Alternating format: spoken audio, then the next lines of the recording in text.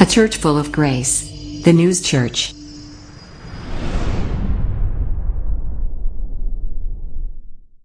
우리 오늘 성경 본문의 말씀은 신약성경 마태복음서 18장 15절에서 35절까지의 말씀입니다.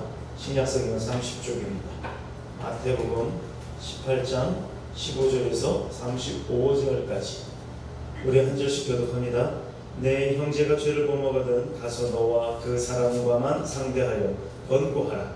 만일 들으면 내가 내 형제를 얻은 것이요 만일 듣지 않거든 한두 사람을 데리고 가서 두세 증인의 입으로 말마다 확증하게 하라. 만일 그들의 말도 듣지 않거든 교회의 말하고 교회의 말도 듣지 않거든 이방인과 세리와 같이 여기라.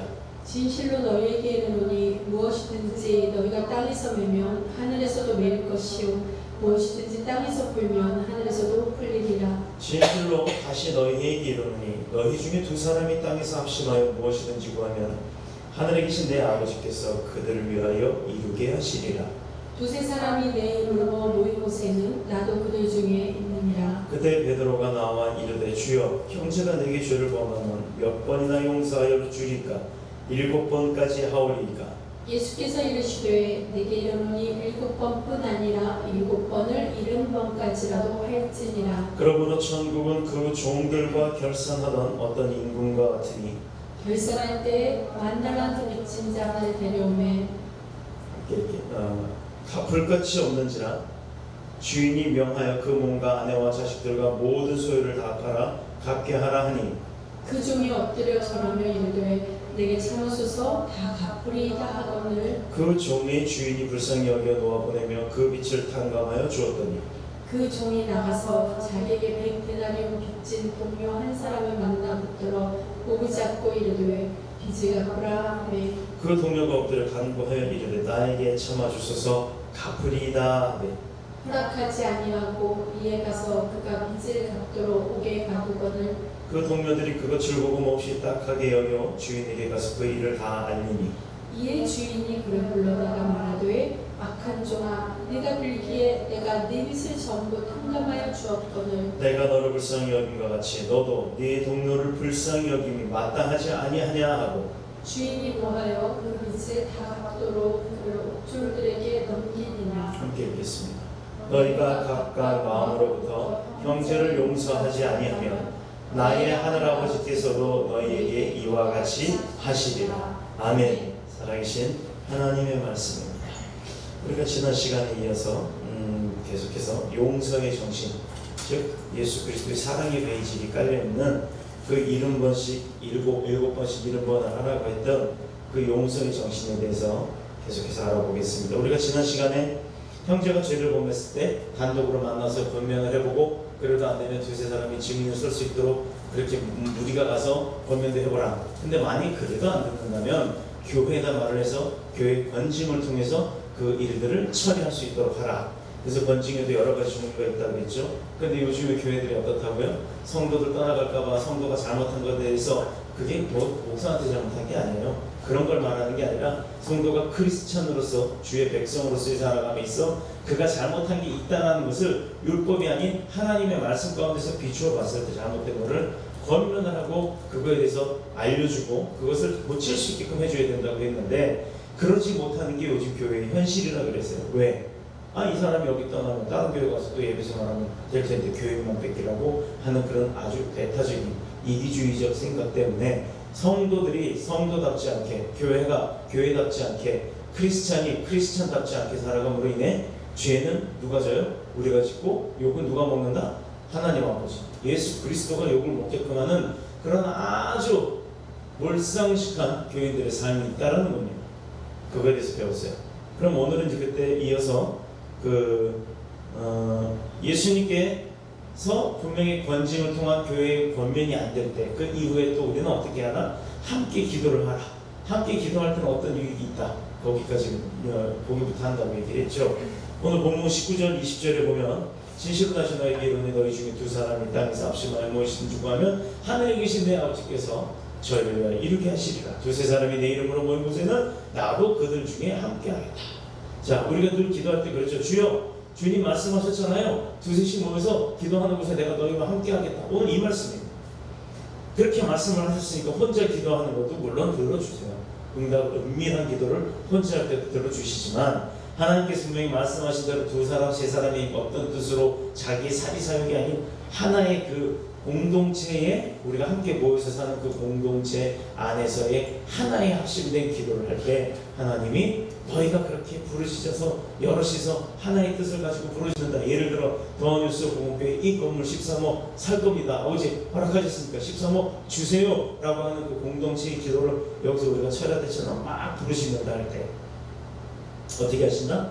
그 중에 내가 너희와 함께 하겠다. 그래서 우리가 기도할 때 아무리 구구절절 아주 눈물이 흘려 나올 정도로 멋지고 감정적인 그런 기도 아무리 많이 해도요, 마지막에 예수 그리스도 이름으로 기도합니다가 빠져버리면 아웃이다. 소용없다는 거예요. 누구한테 있는지 모른다는 거예요. 하나님은 분명하게 하나님을 향한 우리의 마음을 드러내기를 원하시는 줄로 믿습니다. 그래서 기도할 때의 유익이 뭐냐? 우리가 함께 연합해 기도하면 거기에는 두 가지의 유익이 있다 이거예요. 혼자 하는 것보다 함께 모여서 기도할 때가 더 큰 은혜가 있고 더 큰 유익이 있다. 그 첫 번째가 뭐냐? 마음과 마음 사이에 있는 보이지 않는 담이 있어요. 예를 들어서 뭐 나랑 아주 절친인데 그 절친이 학생 때는 되게 절친이에요. 또 장가 가기 전에는 절친이에요.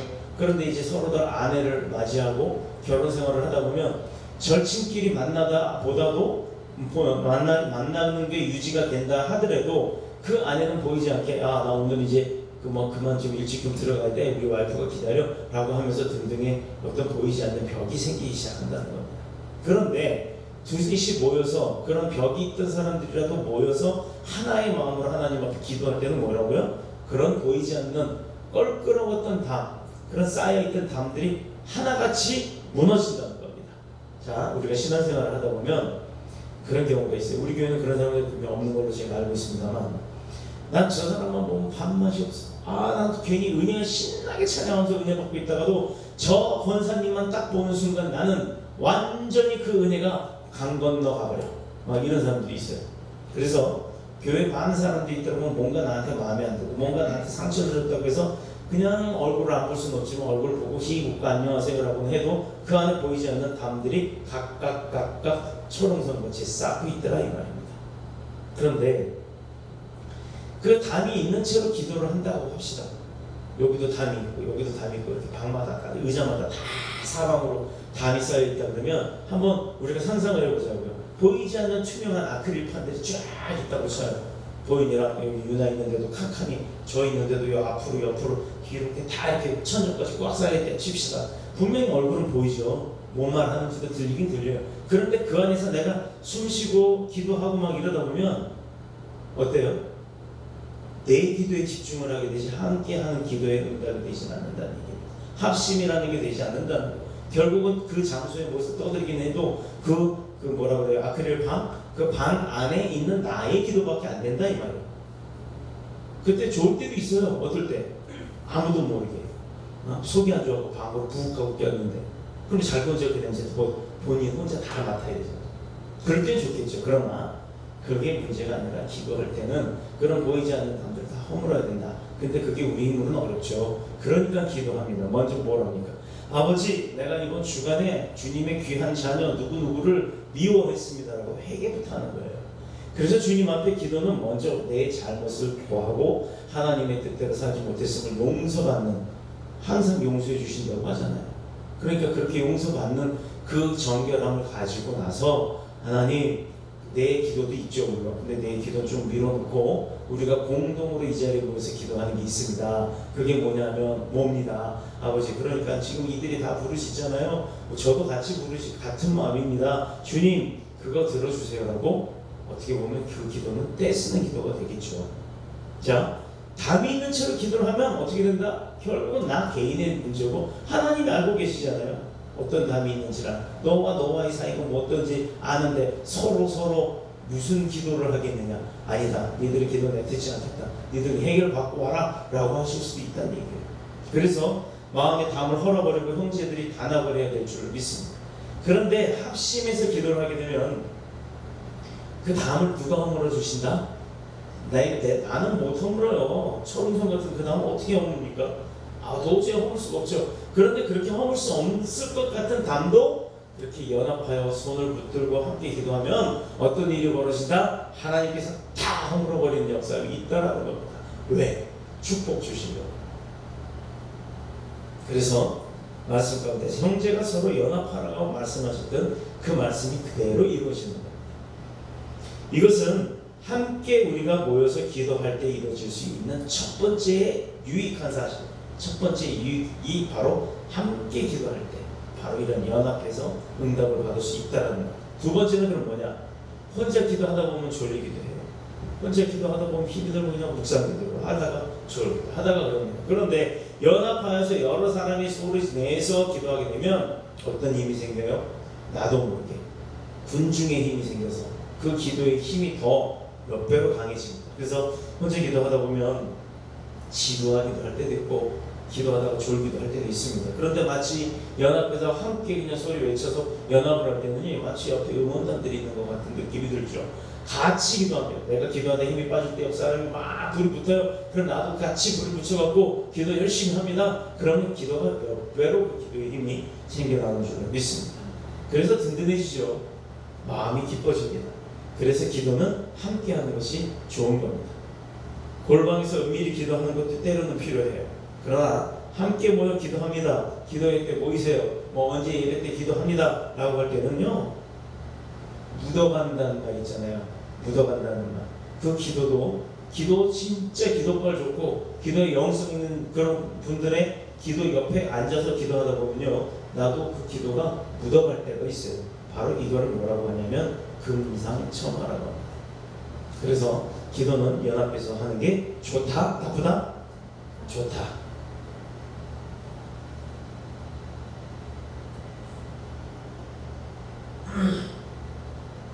그러고 나서 용서의 정신 세 번째가 이제 오늘 나옵니다. 오늘 이제 주된 정신의 본문은 용서의 정신 그 세 번째. 저 끝까지 용서하네요. 끝까지. 용서는 한번 띵 하고 용서하는 동안도 됐어, 됐거든, 알았거든, 됐거든, 알았어, 이러고 끝나는 게 아니라 용서를 하면 두 손 붙들고 심지어 그것도 모자라서 부둥켜 안고 서로의 마음이 녹아지도록 울 때까지 용서를 하라 이 말입니다. 21절에서 35절까지의 말씀이 오늘 본문의 가장 핵심이 되는 구절이에요. 여기서는 용서의 문제를 언급을 했는데 21절에 함께 읽겠습니다. 시작.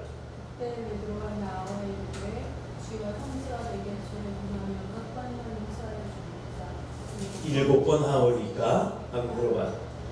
베드로가 어떤 사람이에요? 예수님한테 베드로는 어떤 사람? 왼팔 오른팔, 오른팔과 같은 사람. 예수님께서 형제가 범죄했을 때 어떻게 할 것이냐라고 질문을 했을 때 그 권징에 대해서 형제와 형제 사이에 담을 쌓지 말고 함께 기도할 것을 말씀했다 그랬죠. 자, 이제 그러면 용서에 대한 베드로의 질문이 옵니다. 몇 번을 용서해야 돼요? 어떻게 7번만 하면 될까요? 라고 물어봐요. 근데 여기 솔직히 이 본문의 내용을 보면 그냥 모르는 제자가 스승한테 물어보는 것 같죠. 근데 여기에 대한 첫 번째가 그 예수님의 대답이 있습니다. 이렇게 예수님께서 이렇게 말씀하신 시몬 베드로가 응용을 했다 그랬죠. 세 번까지 용서하라고 했죠. 예수님이. 그랬더니 그러면 모르는 사람이 죄를 졌을 때 용서를 3번 해주면 형제들이 그보다 더 잘못했을 때는 어떻게 할까? 7번까지 하면 되겠습니까? 라고 어떻게 보면 베드로가 예수님보다 한 발 앞서가는 거예요. 예수님의 생각을 마치 내가 다 안다! 라고 하듯이 오른팔 같은 베드로가 자기 성격대로 급하게 예수님보다 한 발 앞서가서 질문을 역으로 합니다. 아마도 시몬 베드로의 그때 마음이 이런 생각을 했을 거예요. 랍비들은 3번 용서하는 것도 어려운데 너는 7번까지 얘기하니까 야, 너 베드로 참 착하다. 예수님한테 이런 소리 들으라. 아마 그런 거를 바라고 7번 할까? 하고 물어본 거예요. 근데 너는 7번까지 얘기하네 참 훌륭하구나. 이 말이 맞아. 혹은 이렇게 칭찬할 거라 생각했을지도 몰라요. 이건 물론 제 생각입니다만. 그러나 예수님은 이런 시몬 베드로의 질문을 들으실 때 우와, 아주 명쾌한 답을 하셨죠? 일목요연하게 한 게 아니라 단 한마디로 한 줄의 이야기로 베드로를 눌러버리셨습니다. 어떻게? 7번뿐이 아니라 7번만이 아니라 70번씩 7번을 용서해라. 자, 산수 잘하는 분 계산해 보세요. 7 곱하기 70. 490번. 네? 여기 다 수학 전공자들이에요? 왜 이렇게 빨라요? 나는 지금 계산하고 있을 때만 490번이라고 답이 딱 나와. 맞습니다. 7번씩 7, 7, 49 플러스 0, 490번. 자, 그럼 본래의 뜻은요, 진짜 죽도록 용서를 구하러 막 오는 거야. 오늘 용서 또 내일 용서해서 490번을 용서해 주라 이 말이 아니에요. 7번씩 70번씩 7번이면 분명히 횟수는 490번, 491번째 죽여버리게 그 얘기가 아니고 끝까지 용서하는 이야기입니다. 490번이 아니라 그 이상이 되도록 너가 말했던 7번의 70배가 되도록 그렇게 예수님은 말씀하신 거예요. 계속해서 끝까지 몇 번이든지 간에 네 형제에 대해서는 용서하라 이 말입니다. 왜냐하면 그것이 바로 하나님의 뜻이에요. 예수님의 뜻이기 때문이에요. 자, 보세요. 여기서 예수님이 하나님께서 내가 생각하는 거예요. 자기 자신에 다 생각을 할 때 이제 방송 보시는 분들도 한번 곰곰이 생각해 보세요. 나는 하나님이 지은 피조물이 아니다라고 생각하는 손 들어봐요. 자, 아무도 안 들죠. 다 하나님의 피조물 맞죠? 아멘? 자, 그런데 하나님 입장에서 생각해 봅시다. 우리 속담에 그거 있어요. 10손가락 깨물어 안 아픈 손가락이 있냐? 있어요, 없어요? 모르겠으면 깨물어 봐야지. 자, 분명히 10손가락 깨물면 다 아프죠. 이건 뭐냐면 어느 하나도 내 사랑이 전하시는 자녀가 아닌 자녀는 없다는 얘기예요. 하나님의 말씀도 마찬가지예요. 우리 입장에서는 서로 주거니 받거니 막 지지고 볶고 싸우고 하지만 하나님의 입장에서는 그도 나도 어떤 입장? 다 하나님이 사랑으로 빚으신 창조물이라는 겁니다. 하나님 입장에서는 다 예뻐요. 그런데 우리끼리 서로 지들끼리 싸워요. 내가 아는 어떤 회장님이 직원이 뭐 일을 이렇게 하다가 직원들이 뭘 조금 잘못했나 봐요. 뭐 잘못한 것 같지 않아도 작은 아주 사소한 실수인 것 같지만 사실 따지고 보면 실수가 아니라 서로 일을 잘해보겠다고 하는 그 의욕이 앞서다 보니까 서로 간에 너는 왜 일을 이렇게 하냐? 나는 왜 일을 이렇게 하는데 너는 왜 이렇게 협조를 안 하냐? 하고 이렇게 아웅다웅 다툼이 좀 있었습니다. 그때 회장님 입장에서 딱 본 거예요. 부장도 내 새끼, 실장도 내 새끼. 어떤 새끼 하나를 잘라버리고 싶은 마음은 전혀 없는 거예요. 그러니 탁 봤을 때 아니 회장인 내가 가만히 있는데 왜 부장하고 실장하고 싸우냐? 니들끼리 싸우지 마라. 이렇게 하는 겁니다. 왜? 그 둘을 다 사랑하기 때문에. 마찬가지예요. 하나님의 입장에서도 베드로가 됐든 베드로 할아버지 아니면 삼촌이 됐든 누가 됐든 상관없습니다. 그가 70번, 7번 이렇게 숫자에 상관없이 그들이 잘못을 해도 다 내 사랑하는 피조물이요 사랑하는 자녀이기 때문에 용서하고 살아라 이 말씀을 하시는 거예요. 그러면 우리가 그럼 왜 용서를 하고 살아야 되는 줄 아세요? 끝까지 용서를 하라고 하는데 왜 끝까지 용서를 해야 될까요? 아싸리 용서할 짓을 안 하고 살면 얼마나 좋습니까? 그런데 아까 제가 비유로 얘기했듯이 어느 회장님과 직원들이 이야기를 했듯이 직원들도 서로 간에 나쁘게 하자고가 아니에요. 잘하고자 하다 보면 의견이 안 맞을 수 있고 대립이 될 수가 있습니다. 그건 우리가 살아가는 세상 어디 가나 다 그래요. 그러다 보니까 다 잘하려고 하는 거지 나쁘게 하려고 하는 게 아니죠. 특히 교회 안에서도 보면 부서가 생기고 또 이제 뭐 장들이 생기고 이러면 일하다 보면 트러블들이 생길 수가 있습니다. 목적은 뭐 하나요? 목사한테 잘 보자가 아닙니다. 하나님 앞에 잘하자. 이것 때문에 의견들이 대립이 돼서 싸울 수도 있지만 그렇게 해서 대립하고 담쌓고 살지 말라는 얘기입니다.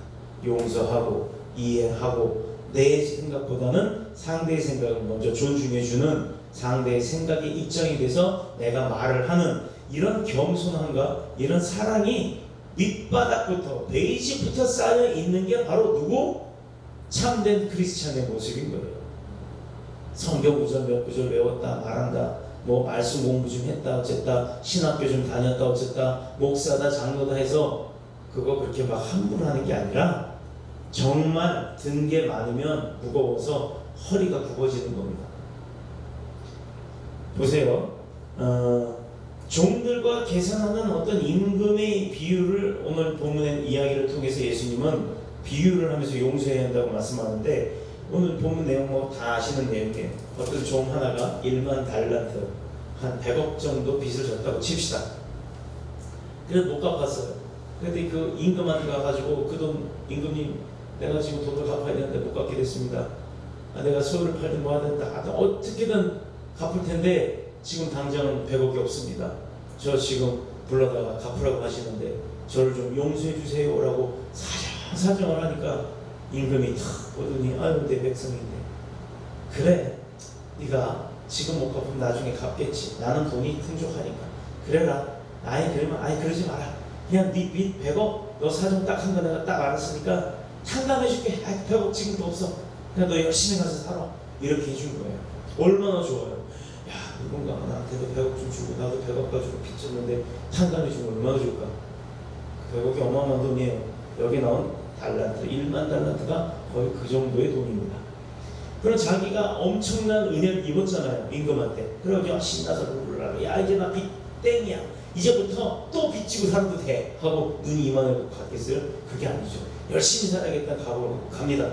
그런데 가다 보니까 내가 임금한테 빚을 100억 받아갖고 그 살던 도중에 나한테 형편없다고 와서 돈을 빌려갔던 몇백만 원을 빌려갔던 그 친구가 와가지고 내 앞에 딱 지나가는 거예요. 야! 너 잘됐다. 너 일로 와봐. 너 지난번에 나한테 200만 원 빌려갔잖아. 그때 너 그거 왜 안 갚아? 그랬더니 하는 말. 내가 지금 상황이 이만저만 이렇게 어렵고 힘들어서 그 200만 원을 갚을 능력이 안 됩니다. 나 좀 미안한데 조금만 봐주라. 그랬더니요.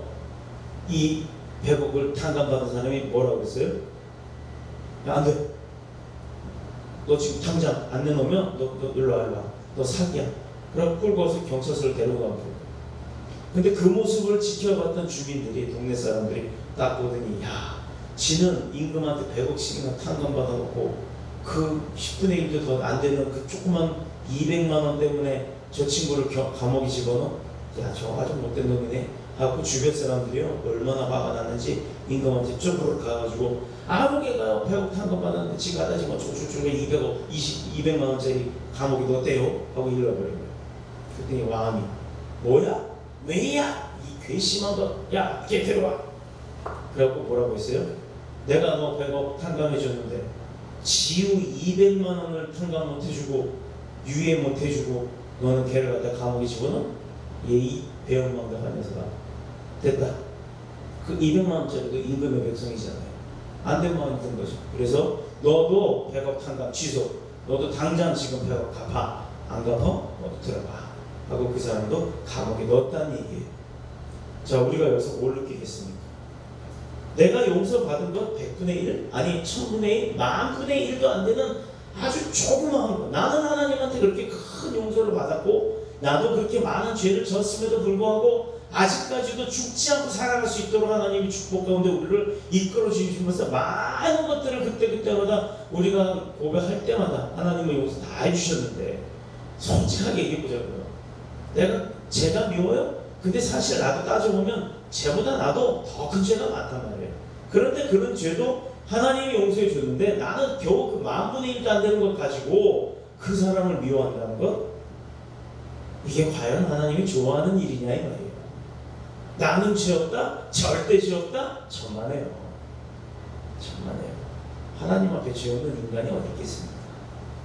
그런데 감히 하나님으로부터도 용서받은 우리가 그 형제들이 요만한 잘못을 용서 못한다? 이거는 크리스찬으로서의 참된 삶이 아닙니다.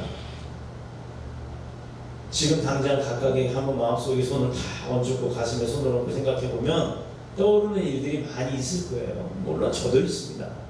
그럴 때마다 오늘 이 본문의 내용을 통해서 주님께서 우리에게 뭐를 가르쳐 주셨다고요? 용서의 정신. 아니 이거 용서의 정신이 2인데 왜 1로 나오지? 이상하네요. 뭐 편집이 잘못됐나? 다른 걸 복사하고 좀 복사를 다른 걸 해왔나 보네요. 여기는 있네요. 이거네요. 용서의 정신 2, 두 번째 파트예요. 자, 그러니 우리들도 큰 100억에 가까운 그보다 더 큰 죄를 용서받았는데 200만 원짜리 아니 20만 원짜리 죄 그까짓 것도 하나 용서 못 해주냐 이 말입니다. 그런 조그만 것들을 용서할 줄 아는 커다란 사랑을 가진 그런 축복, 하나님이 그런 사람을 더 이뻐하잖아요. 아이고 저것도 속이 뭐 보통이 아닐 텐데 그걸 다 참고 인내하고 그거 다 용서해주네? 라고 얼마나 기뻐하시겠습니까?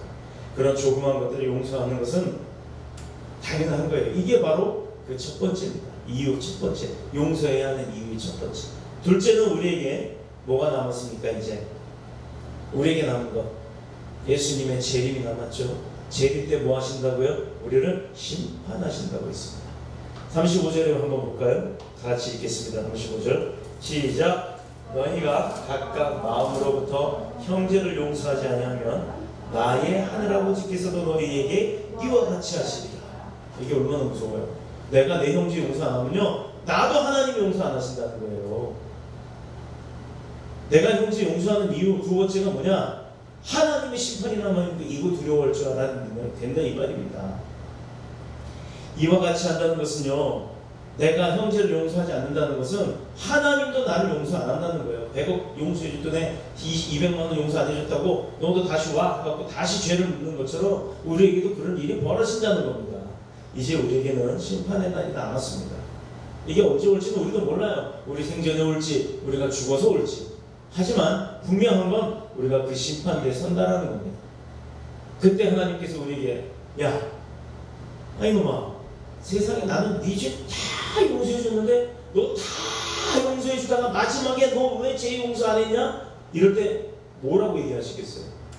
그러니 용서를 하려면 그 한 대상이 아니라 여러 대상이라 할지라도 70번씩 7번이 아닌 영원토록 꾸준하게 계속해서 그냥 져주는 마음으로 살자 이 말이에요.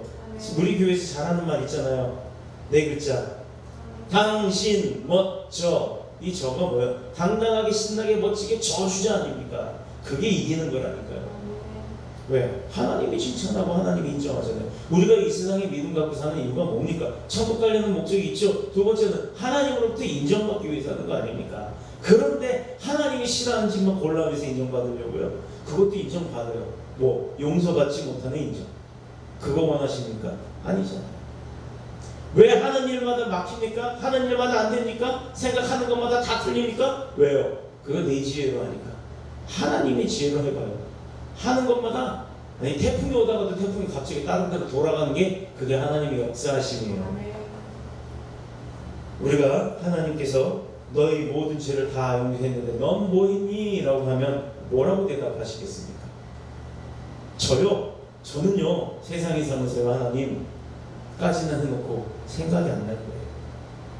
다른 건 모르겠습니다. 난 그냥 저주고 살았습니다. 이거 하나만이라도 할 수 있으면 하나님 기뻐하실 겁니다. 근데 그게 얼마나 힘들겠어요. 하나님 다른 건 모르겠습니다. 난 그냥 하나님만 열심히 찬양하고 왔습니다. 하나님 난 다 모르겠어요. 난 그냥 무조건 사람들이 줬든지 받든지 말든지 나한테 상처를 주든지 말든지 눈을 흘리든지 말든지 그들이 믿음을 갖든지 말든지 그냥 주라고 하니까 난 그냥 하나님 말씀 듣고 저도 열심히 그것만 주다 왔습니다. 이것도 하나님이 인정하는 일이에요. 우리에게는 많은 것들을 요구하지 않습니다. 그래서 각각의 달란트와 또 각각의 은사를 주시는 거예요. 우리가 뭐라고 대답할 수 있느냐? 분명히 다가올 심판날에 이 용서의 문제를 가지고 주님께 주님께서 질문하실 때 그때를 위해서라도 저는 그냥 열심히 용서를 하려고 노력을 하다가 왔습니다. 다는 못해서도 최대한 제가 기억나는 건 다 하려고 노력했습니다. 주님의 말씀대로 살려고 애쓰다 왔습니다. 이것까지만 해도 하나님이 기뻐하실 겁니다. 그렇게 모두 주님 앞에 섰을 때, 심판에 섰을 때 당당하게 얘기할 수 있는 저와 여러분이 되시길 축복합니다. 자, 근데 용서하라고 하는데 뭘 용서해요? 뭘 용서해야 될까? 예배 시간에 피곤하죠? 하품 막 하고 있어요. 그럼 나도 하품이 전달이 돼서 졸려요. 하품이 와요. 근데 그랬다고 해가지고 목사가 자식들 막 예배 시간에 좋을 거고요. 그걸 거 용서하는 얘기가 아니에요. 뭐 졸리면 하품해도 돼요. 나도 졸리면 똑같아요. 어쩔 수 없어요. 졸리면 졸리는 거죠. 뭐 졸리는 게 갑자기 없어지진 않아요. 그런데 뭘 그럼 용서하라고 하셨을까? 도둑질한 걸 용서하라고 했을까? 10계명이 있어요. 내 이웃의 것을 탐하지 마라. 또 간음이 그것도 안 돼요. 부모한테 공경하라고 돼 있어요. 하나님 이외에 다른 우상 섬기지 말라고 돼 있습니다. 성경책 맨 뒤에 봐봐요.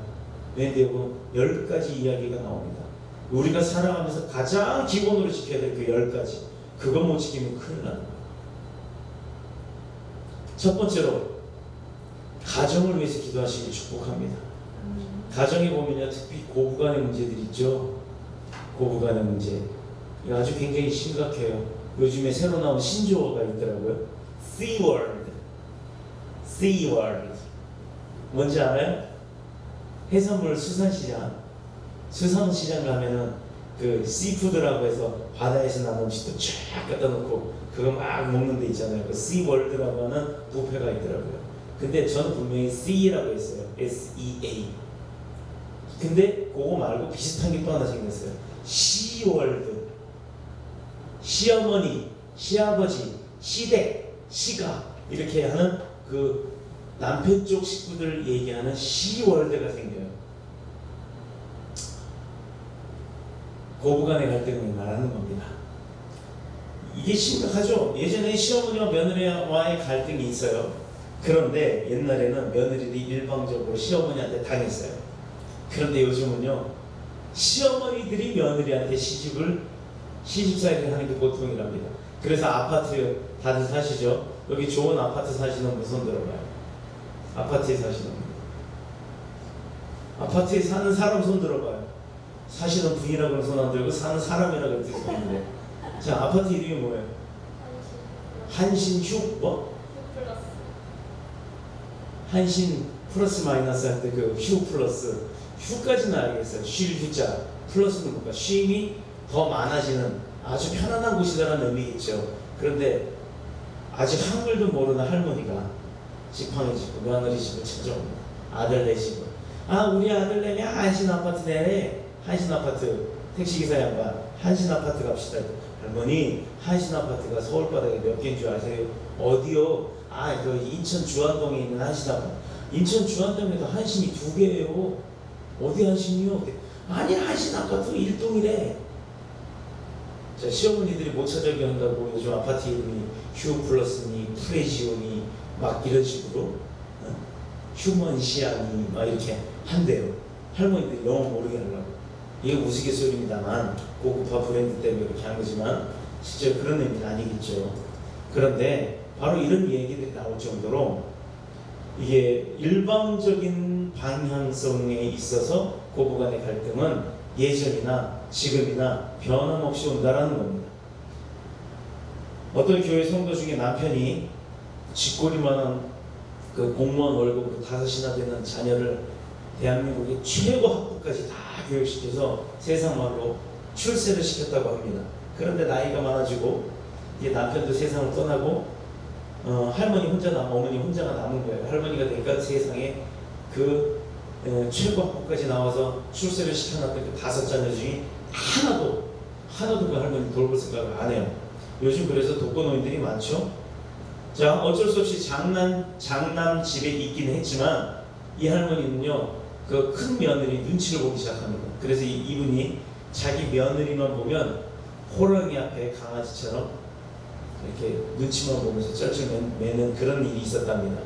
그런데 사실 이거 우스갯소리지만 이게 실존에도 이런 가정들이 없지 않아 있어요. 한두 가정이 아닐 거예요. 자, 그리고 그런 시어머니가 있겠어요? 또 그런 시어머니 그 며느리가 시어머니를 용서해야 될까요? 아니면 어머니가 시어머니가 며느리를 용서해야 될까요? 자, 이것은 나를 사랑하는 내 남편을 낳아준 부모, 즉 반대로 나를 사랑해주는 내 아내를 낳은 부모. 그렇다면 그 부모가 니네 부모가 아니라 내 부모인 겁니다. 또 내 사랑하는 남편을 낳아준 부모니 그 부모도 내 부모인 거예요. 내 아내, 사랑하는 아내를 낳아준 부모나 내 사랑하는 남편을 낳아준 부모나 그 부모들은 다 내 부모인 겁니다. 왜? 남편하고 내가 하나니까. 그렇다면 친척 한번 봅시다. 친척들 가운데 보면 뭐 애기 때들이야 뭐 그런 거 없잖아요. 근데 이제 어른이 돼서 장성하다 보면 형제들 간에도 섭섭함이 생기기 마련이고, 그러다 보면 조금 이렇게 트러블이 생기기도 하고 삐지기도 하고 싸우기도 하고 또 화해하기도 하고 막 지지고 볶습니다. 그런데 뭐 하려고 그렇게 에너지 빼요? 어차피 화해할 거. 내가 그런 말 있잖아요. 뭐 하려고 1, 2, 3, 4, 5회까지 가냐고. 걸어 올라가기 힘들어요. 5층까지 걸어 올라가면 숨이 턱턱턱턱 막혀요. 요즘에 학교 엘리베이터가 고장나서 5층까지 걸어 다녔더니 아주 죽었어요. 힘들어요. 근데 뭐 하려고 5회까지 올라갑니까? 그냥 쉽게 2회까지 가서 멈추면 됩니다. 더 하려고 하지 마세요. 잘하려고 하지 마세요. 그러다 보면 싸움이 나는 거예요. 두 번째, 직장에서, 학교에서 상사나 친구나 선생님이나 후배들이나 다 용서하세요. 뜻하지 않게 생각과 실적이 달라서 직장 안에서도 갈등이 많이 생깁니다. 실수해도 또 실수한 것 같고 난리칩니다. 아니면 잘했는데 내 실적을 갖다가 상사가 갖다가 하기도 하고, 또 내 친구들이 지가 잘못해놓고 나한테 다 뒤집으셔서 내가 욕먹기도 하고 등등등 여러 가지 우리가 살다 보면 많은 일들을 겪어요. 직급의 위계로, 또 아니면은 뭐 학교에서는, 학교 세계에는 요즘은 주먹 세계, 주먹이 센 사람이 이긴다며. 그런 시기와 질투에 휩싸이면 안 된다라는 겁니다. 근데 이런 게 있죠. 특히 학교 안에서 내가 얘가 때려도 괜찮아. 그럼 또 이쪽 퍽 때려. 괜찮아. 도시락 먹으려고 이렇게 숟가락 꺾어서 탁 나도 안 먹은 거 포갑니다. 괜찮아. 이러면 애들이 요즘 뭐라 그래요? 그런 애들 보고 호구. 호구라고 그래요.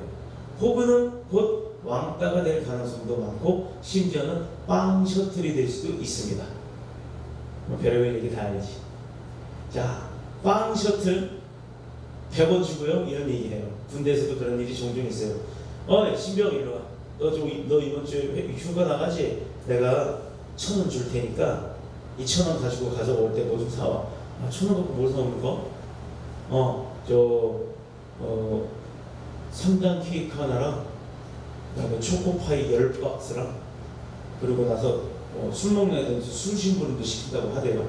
그렇게 하고서 나머지 거스름돈 가져와 이렇게 얘기를 한대. 자, 생각해보세요. 1,000원짜리 하나 갖고 뭘 하겠어요? 이건 학교는 빵 셔틀이라고 가지고 군대는 더 심한 휴가 셔틀들이 있더라 이 말이에요. 왜 그렇게 갑질들을 하고 삽니까? 누가 갑이고 누가 을이겠어요 대체? 세상에 살아가면서 갑이 되고 싶어요? 어떤 갑이 되고 싶습니까? 돈 많아서 돈으로 갑질하는 사람, 권력 많아서 권력으로 갑질하는 사람, 하나님 앞에서 아무것도 안 해요. 번데기 앞에서 열심히 대림질하면서 줄을 잘 잡았다고, 그 사람이 전문가가 됐다고, 자격증 1급 땄다고 해보세요. 그래도 번데기만큼 주름이 정확하게 잡히지는 않습니다. 그렇다면 한낱 미물인 번데기가 그 분야에서는 갑인 거예요. 내가 갑이라고 생각할지언정 사실 그 돈 많은 사람이 갑질을 한다면 그 사람이 갑이냐고요? 아니요. 그 사람보다 더 돈을 많이 가진 갑은 분명히 존재합니다. 갑질하지 마세요. 이게 나쁜 걸 다 질이라고 하는데, 갑이 됐다고 생각할 때 갑이 아니라 정이 됩니다. 갑, 을, 병, 정. 나의 생각과 다르다고 상대가 틀린 것이 아니라는 겁니다. 내 생각과 다르다고 상대가 틀린 것이 아니라 내 생각과 상대의 생각이 맞으나 다른 이견을 갖고 있다는 거 잊지 마시길 축복합니다. 그래서 시기와 질투에 휩싸이면 안 되는 거예요. 그러면 눈이 가려지기 때문에 모든 게 다 그 사람은 잘못된 걸로 보이는 겁니다. 그 사람의 진심도 거짓으로 보이게 만드는 게 사탄의 계략이라는 거예요. 교회 안에서도 마찬가지예요. 사역 감당하다 보면 작은 의견 충돌이 있을 수 있습니다. 여건이 어려움을 겪게 될 수도 있어요. 그래서 그 지체를 사랑해야 되는데, 내 형제를, 내 이웃을 네 몸보다 더 사랑하라고 말씀한 주님의 은혜대로 살아야 하는데도 불구하고 그를 미워하기 시작합니다. 심하면 교회를 떠나기도 하죠. 그러나 그것은 옳은 처사가 아니라는 거예요. 왜? 이게 없기 때문에. 용서의 정신이에요. 주님의 말씀대로 다 용서하시기를 축복합니다. 아멘. 결과적으로 따져보면 모두가 의견을 내는 것은 잘하고자 하는 거예요. 그것을 좋은 것만 받아들이면 돼요. 다 모으는 겁니다. 10명이 10가지 이야기를 하면 10가지 이야기를 다 모아요. 그래서 그 중에 나쁜 건 빼는 거예요. 동일한 것도 빼는 거예요. 다르지만 좋은 것만 취하면 그 집안 잘 돼요. 그 회사 잘 돼요. 그 교회가 잘 되는 줄로 믿습니다. 그게 어떤 마음이 있을 때? 그리스도의 참된 용서의 정신이 우리 가운데 있을 때. 그래서 우리의 삶이 걷는 것마다 다 예수 그리스도의 모습이 비춰질 때, 그때 주님이 마지막 날 심판대에서도 우리를 너 내가 잘 알아 이렇게 인정받는 저와 여러분 되시기를 예수님의 이름으로 축복합니다. 아멘. 용서의 결과가 그럼 무엇이냐? 마지막입니다. 35절에 너희가 각각 중심으로 형제를 용서하지 아니하면 내 천국에서 너희에게 이와 같이 하시리라. 이거 보세요. 부정적인 언어예요. 저는 되게 그걸 싫어하는데, 용서하지 않았을 때는 하나님께서도 그렇게 한다 이 말입니다. 거꾸로 보면, 뒤집어 보면 긍정이 돼요. 자, 열심히 부정을 하고 열심히 비방을 합니다. 뒤집어 보면요, 그게 다 자기 이야기예요. 남 비방하지 말란 얘기예요. 남 잘못됐다고 질책하지 말란 얘기입니다. 그거 뒤집어 보면요, 반대로 생각하면 다 내 얘기인 거예요. 내 얘기. 그 말하는 사람 이야기인 거예요. 자기가 자기 나쁘다고 떠벌리는 거랑 똑같다는 얘기입니다. 주님이 하신 이 35절의 마지막 구절을 뒤집어 보면요, 첫 번째가 용서해 주신단 말이에요. 우리가 용서하면 하나님도 우리를 용서하신다는 거예요. 이게 첫 번째 의미고, 둘째, 기도의 문이 활짝 열리게 된다는 겁니다. 좀 부끄러운지 모르지만 주기도문 드릴 때 있죠. 저 가끔 이게 덜컥덜컥해요. 심장이 막 벌럭벌럭해요. 뭐라 그래? 우리가 우리의 죄를 사해주고 우리 죄를 용서해 주시고 죄를 주지 없거든. 근데 내가 나도 용서 못하면서 하나님이 나를 용서해달라고 이거 낯이 뜨거워서 못하겠더라고요. 사실 그래서 우리 교회에서 주기도문 잘 안 해오는지도 몰라요. 그런데 매일매일 저녁 기도할 때마다 주기도문을 합니다. 그날 반성하기 위해서. 그런데 문제는 이 기절만 나오면 가슴이 떨린다 이 말이에요. 이런 소리도 들려요. 가끔. 야 이놈아, 네가 무슨 용서를 해? 너 오늘 제 용서 안 했잖아. 너 오늘 어떤 사람 용서 안 했잖아. 오늘 신호 위반하고 네 앞에 간 사람 용서 안 했잖아.